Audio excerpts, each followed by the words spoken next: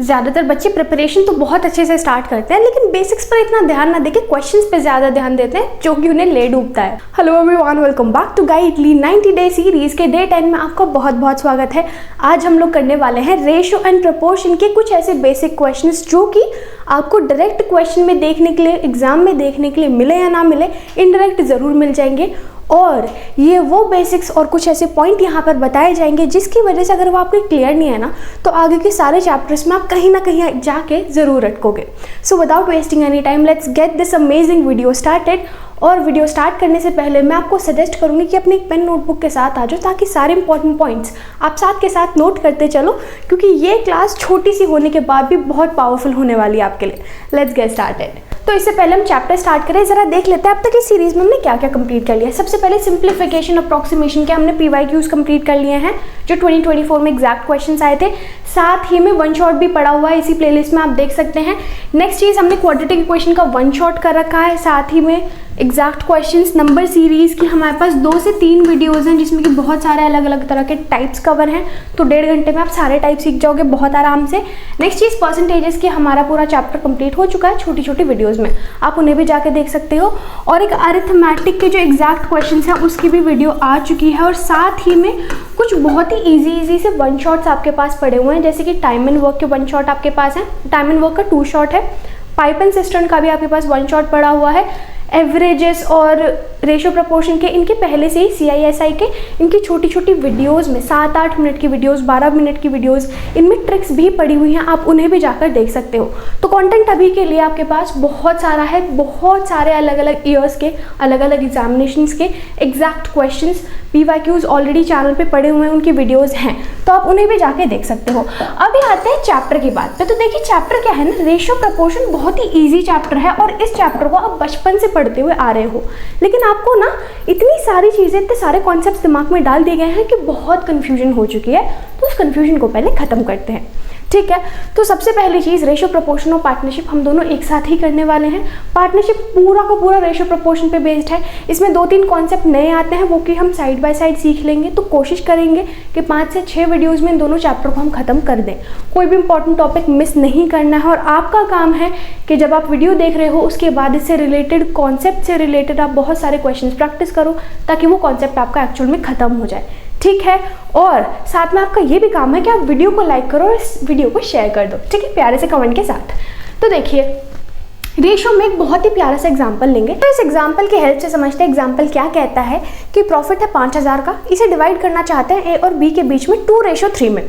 आप बता दीजिए A का शेयर कितना है। तो सबसे पहले देखिए रेशियो क्या है मैम, रेशियो है 2:3। रेशियो कितना है, 2:3, मतलब 5000 को ये बांटना चाहते हैं 2:3 में, है ना। टोटल कितने हैं, 3 + 2 मतलब 5।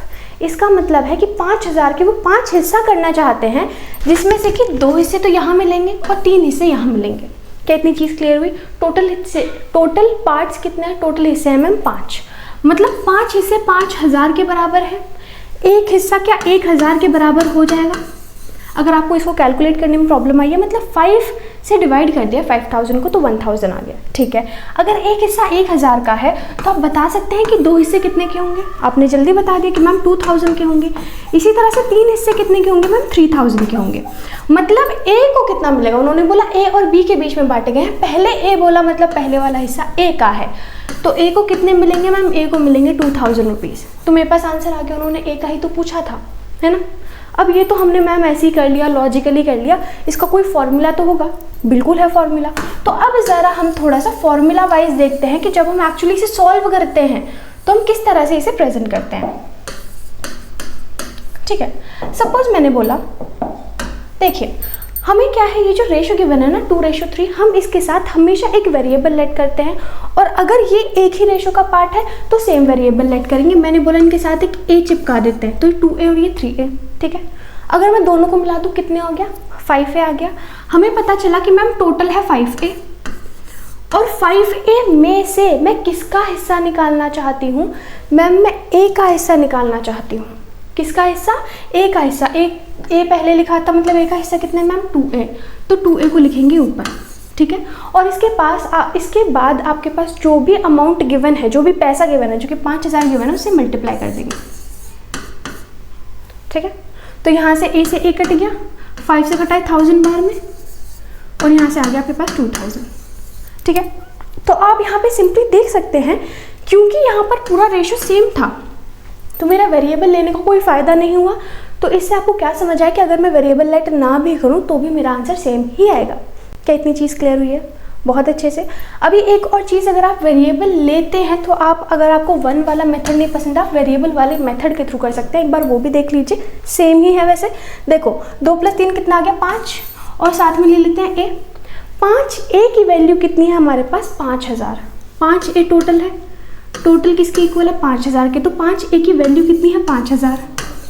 ठीक है, तो A की वैल्यू कितनी आ जाएगी? 1000। जो बच्चे एक्चुअल में अभी 12th पास आउट करके आए उन्हें बहुत ईजिली समझ आएगा। ठीक है, क्योंकि हमें वेरिएबल्स के थ्रू ही अब तक समझाया गया है, हम 1-2 से इतने फेमिलियर नहीं होते हैं।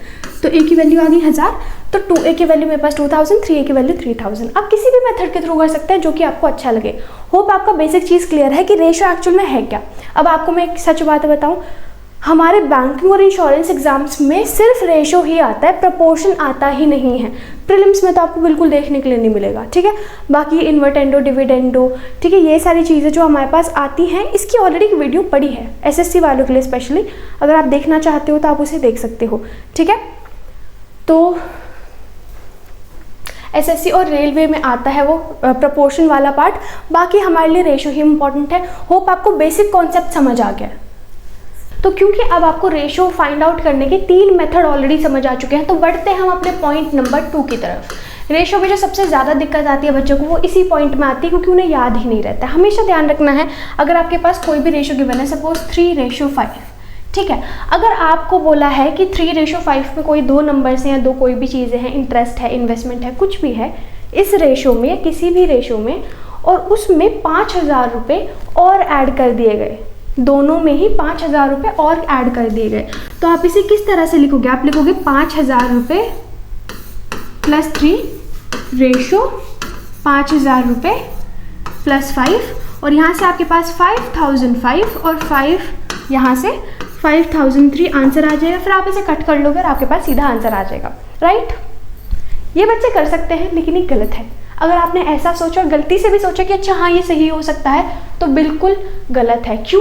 क्योंकि यहाँ पे इन्होंने 5 और 3 नंबर्स नहीं दिए हैं, इन्होंने बोला 3 हिस्से और 5 हिस्से। अब मुझे क्या पता 3 हिस्सों की वैल्यू क्या है, मुझे नहीं पता 5 हिस्सों की वैल्यू क्या है। तो नॉर्मल नंबर्स नहीं है, ये सिर्फ हिस्से हैं, ये बहुत बड़ी इन्वेस्टमेंट का सिर्फ एक पार्ट है। ठीक है, और हमेशा याद रखना है, अगर उन्होंने बोला है कि 3 और 5 है, मतलब उस इन्वेस्टमेंट का जो टोटल है ना, टोटल 8 ही पार्ट है। ये मत सोचो उसके ज़्यादा पार्ट भी हो सकते हैं। टोटल 8 पार्ट्स हैं, 8 में से 5 पार्ट एक को मिले और 3 पार्ट एक को मिले। ये चीज़ क्लियर हुई है। अब इसका सही तरीका देखो, सपोज मैंने बोला कि दोनों ही इन्वेस्टमेंट में उन्होंने 5000 रुपये और ऐड कर दिए हैं। 5000 रुपये और ऐड करने का मतलब है कि यहाँ पे अब मुझे वेरिएबल लेना पड़ेगा।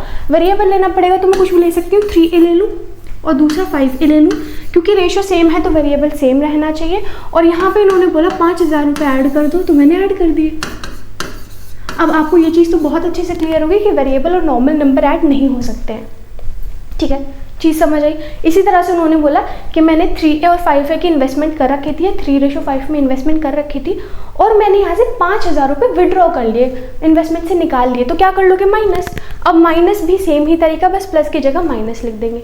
ठीक है, चीज़ क्लियर हुई है। तो प्लस माइनस हम डायरेक्टली यहाँ पे नहीं कर सकते। तो होप आपको ऐड और सब्ट्रैक्शन ओनली विद वेरिएबल्स। ठीक है, hope the concept is clear to you. यहाँ पर आपको कभी भी कोई भी कन्फ्यूजन नहीं होगी। अगर आपके पास 2 रेशो आते हैं, ठीक है, मैंने बोला कि 3A + 5000 और 5A + 5000 करने के बाद वो रेशो बन गया 1/2। वो रेशो क्या बन गया? 1/2 बन नहीं सकता, लेकिन स्टिल तो हम क्या करेंगे? 3A + 5000 और 5A + 5000, क्योंकि उन्होंने बोला रेशो तो मुझे इन्हें डिवाइड करना पड़ेगा। रेशो क्या बन गया? 1/2। तो यहाँ पर मुझे एक और वेरिएबल नहीं लेना है। ले सकते हो लेकिन नहीं लेना है। क्यों? क्योंकि बहुत सारे बच्चे होते हैं कि यहाँ पे वो B ले लेंगे और फिर इसे क्रॉस मल्टीप्लाई करेंगे और देखेंगे अरे यार ये तो 2 वेरिएबल आ गया, मुझे प्रॉब्लम क्यों फेस आउट करनी पड़ रही है। बल्कि ये देख सकते हो आपके B से तो B कैंसिल आउट हो जाएगा ना, तो हमें लेने की ही ज़रूरत नहीं है। सेकेंड पॉइंट क्लियर है आपको अच्छे से कि अगर उन्होंने ऐसा कुछ बोला है कि 2 रेशो दे दिए हैं, इस रेशो में कुछ चेंज करने के बाद दूसरा रेशो बन गया है, तो आपको वहाँ पे दूसरी साइड में इज इक्वल्स टू के दूसरी साइड में कोई वेरिएबल नहीं लेट करना है। ठीक है, ये पॉइंट आपको क्लियर है, मैं रेज कर रही हूँ। अगला पॉइंट आपके पास आता है कि अगर आपके पास कभी भी कोई ऐसे 2 रेशोज गिवन है जिसमें कहीं पर फ्रैक्शन आ गया है, सपोज मैंने बोला कि क्या है, ये वाला है 5/2, ठीक है, ये क्या है 5/2, तो यहाँ पर आपको पूरी आज़ादी है कि यहाँ पर आप किसी भी रैंडम नंबर से मल्टीप्लिकेशन कर सकते हो जिससे कि ये अपॉन वाली चीज़ हट जाए। ये हम हर बार करेंगे, पूरे चैप्टर में करेंगे, लेकिन जब भी करेंगे तो दोनों में करेंगे। ठीक है, पूरे को 2 से मल्टीप्लाई करेंगे तो 3 2 = 6 हो गया, और ये 2 से 2 कैंसिल आउट होकर 6:5 बन जाएगा। Hope the point is clear to you all. ठीक है, तो जब हम मल्टीप्लाई करते हैं तो मल्टीप्लाई हम लोग कर सकते हैं और नॉर्मल नंबर्स में कर सकते हैं, इसमें हमें कोई वेरिएबल ऐड करने की ज़रूरत नहीं है। और कभी भी अगर डिवीजन आएगा, यहाँ पर अपॉन में रेशो में कुछ आ जाएगा 2, तो हम क्या करेंगे, यहाँ पर मल्टीप्लिकेशन यूज़ करेंगे। सेम चीज़ विद डिवीजन, अगर हम चाहें तो डिवीजन कर सकते हैं, लेकिन फिर दोनों नंबर को ही काटना पड़ेगा। सपोज मैंने बोला कि आपके पास 10:5 गिवन है, तो मैं इसे 10:5 थोड़ा ना लूँगी, मुझे दिख रहा है कि मैम अच्छा 10:5 का मतलब है कि 10/5 है, बचपन से तो हम लोग पढ़ते ही आ रहे हैं। तो यहाँ पे इसे काट के 2/1 लिख सकते हो, 2/1 को 2:1 लिख सकते हो। तो इन शॉर्ट आपको इतना सोचने की ज़रूरत नहीं है। अगर रेशो में और आपको दिख रहा है कि वो थोड़ा सा और सिंप्लीफाई हो सकते हैं तो आप सिंप्लीफाई कर सकते हो, आपको कोई बाहर की इंटरवेंशन की ज़रूरत वहाँ पर नहीं है। ठीक है, तो बहुत इंपॉर्टेंट चीज़ थी जो कि आई होप आपको क्लियर है। तो पॉइंट नंबर 2 क्लियर है, तो आप इन सारी चीज़ों को नोट कर लीजिए, क्योंकि अब ये बहुत सिंपल लग रही हैं, लेकिन जब हम सॉल्व करते हैं तब इन्हीं चीज़ों में कन्फ्यूजन होती है। बेसिक्स का मतलब फालतू की सारी चीज़ें नहीं, सिर्फ कुछ इंपॉर्टेंट चीज़ें जिनका हमें ध्यान रखना है पूरे चैप्टर में, वही समझ रहे हैं।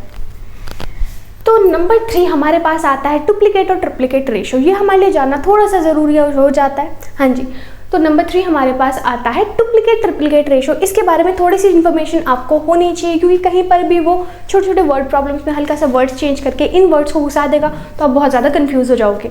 तो पॉसिबिलिटी है कि मेंस में या प्रीलिम्स में ट्रिकी बनाने के लिए उन वर्ड्स का यूज़ किया जा सकता है। That's why it is important to know these points. तो सपोज मैंने बोला कि 3:5 का जो डुप्लीकेट रेशो है वो x से इतना ज़्यादा या इतना कम है, कुछ इस तरह से अगर दे दिया तो क्या है। अब 3:5 का डुप्लीकेट रेशो क्या है?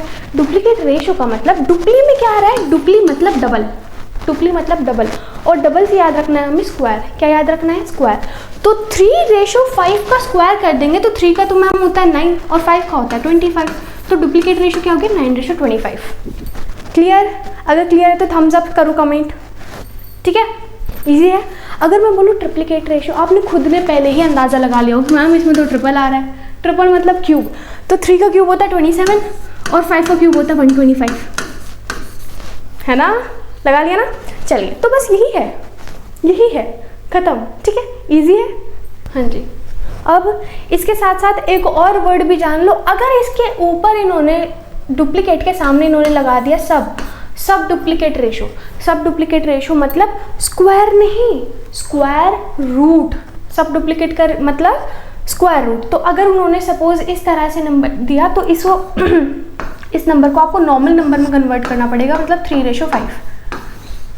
सबका मतलब मान लो रूट, सबका मतलब क्या मान लो रूट। यहाँ पे भी देखो इन्होंने सपोज ट्रिप्लीकेट रेशो दिया तो क्यूब कर दोगे, लेकिन अगर सब ट्रिप्लीकेट रेशो दे दिया तो क्या कर दोगे, क्यूब रूट। ये बस थोड़ी सी याद रखने की चीज़ है कि अगर उन्होंने कहीं पर ट्रिक डाल दी तो हमें पता रहे, हम लोग ऐसे ना रहे कि यार ये क्या हो गया है, इसे कैसे सॉल्व करेंगे।